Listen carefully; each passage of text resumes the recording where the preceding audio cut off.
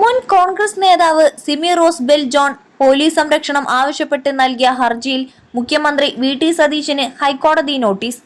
മുഖ്യമന്ത്രിയുടെ സഹോദരൻ വി.ടി. അജയ്കുമാറിനോടും കോടതി വിശദീകരണം തേടി.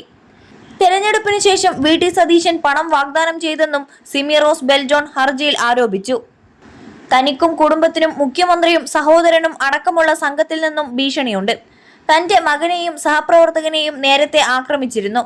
തനിക്കും കുടുംബത്തിനും ഭീഷണിയുള്ളതിനാൽ പോലീസ് സംരക്ഷണം വേണമെന്ന് ആവശ്യപ്പെട്ടാണ് സിമി റോസ് ബെൽ ജോൺ ഹൈക്കോടതിയെ സമീപിച്ചിരിക്കുന്നത്. നേരത്തെ കൊച്ചി സിറ്റി പോലീസ് കമ്മീഷണർക്ക് ഇക്കാര്യങ്ങൾ ചൂണ്ടിക്കാട്ടി പരാതി നൽകിയിരുന്നു. എന്നാൽ പരാതിയിൽ കൃത്യമായ നടപടി ഉണ്ടായില്ലെന്നും ഹർജിയിൽ ചൂണ്ടിക്കാട്ടുന്നു. കോൺഗ്രസിൽ നിന്നും പുറത്തായ സിമി റോസ് ബെൽ ജോൺ നേരത്തെ വി.ടി. സതീശൻ അടക്കമുള്ളവർക്കെതിരെ ഗുരുതര ആരോപണങ്ങൾ ഉന്നയിച്ച് രംഗത്ത് വന്നിരുന്നു.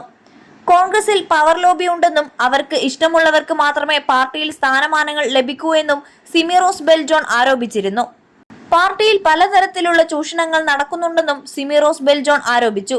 ഇതേ തുടർന്നാണ് മുൻ AICC അംഗമായ സിമി റോസ് ബെൽ ജോണിനെ കോൺഗ്രസിൽ നിന്നും പുറത്താക്കിയത്. പൊതുസമൂഹത്തിന് മുന്നിൽ ആരോപണം ഉന്നയിച്ചതിന് പിന്നാലെ തനിക്ക് നേരെ ഭീഷണിയുണ്ടായി എന്നാണ് സിമി റോസ് ബെൽ ജോൺ പറയുന്നത്. 21 ലക്ഷത്തോളം സന്തുഷ്ടരായ ഉപഭോക്താക്കളും 2 ലക്ഷത്തോളം തിമിര ശസ്ത്രക്രിയകളും പൂർത്തിയാക്കിയ മലബാറിലെ ഏക കണ്ണാശുപത്രി Al Salama eye hospital, hospital road, Perinthalmanna. അതോടൊപ്പം സംസ്ഥാന സർക്കാർ മദ്യത്തിന്റെ നികുതി കുറച്ചതിലും വീര്യം കുറഞ്ഞ മദ്യ ഉൽപാദനത്തിനുള്ള തീരുമാനത്തിലും രൂക്ഷ വിമർശനവുമായി താമരശ്ശേരി ബിഷപ്പ് റമജിയോസ് ഇഞ്ചനേനിയൽ. സമൂഹത്തിന് തെറ്റായ സന്ദേശം നൽകുന്നതാണ് ഈ തീരുമാനങ്ങളെന്നും ഉടൻ പിൻവലിക്കണമെന്നും അദ്ദേഹം ആവശ്യപ്പെട്ടു.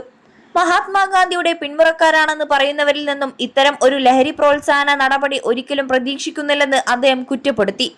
വീര്യം കുറഞ്ഞ ലഹരി പദാർത്ഥങ്ങളുടെ ഉപയോഗം പിന്നീട് വലിയ ലഹരികളിലേക്ക് ജനങ്ങളെ നയിക്കുമെന്നും സർക്കാരിന്റെ ഈ പുതിയ തീരുമാനം ലഹരിമുക്ത ലക്ഷ്യങ്ങളെ പൂർണ്ണമായും ഇല്ലാതാക്കുമെന്നും ബിഷപ്പ് ആശങ്ക പ്രകടിപ്പിച്ചു.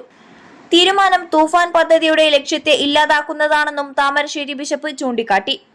വിലങ്ങാട് ദുരന്തബാധിത മേഖലയ്ക്കായി ബജറ്റിൽ വകയിരുത്തിയ 5 കോടി രൂപ തീരെ കുറവാണെന്നും ബിഷപ്പ് ചൂണ്ടിക്കാണിച്ചു. ഈ തുക തകർന്ന പ്രദേശങ്ങളിലെ റോഡ് സൈഡ് കെട്ടിപ്പടുക്കാൻ പോലും തികയില്ലെന്നും എന്നാൽ സർക്കാരിൽ ഇപ്പോഴും പ്രതീക്ഷയുണ്ടെന്നും അദ്ദേഹം പറഞ്ഞു.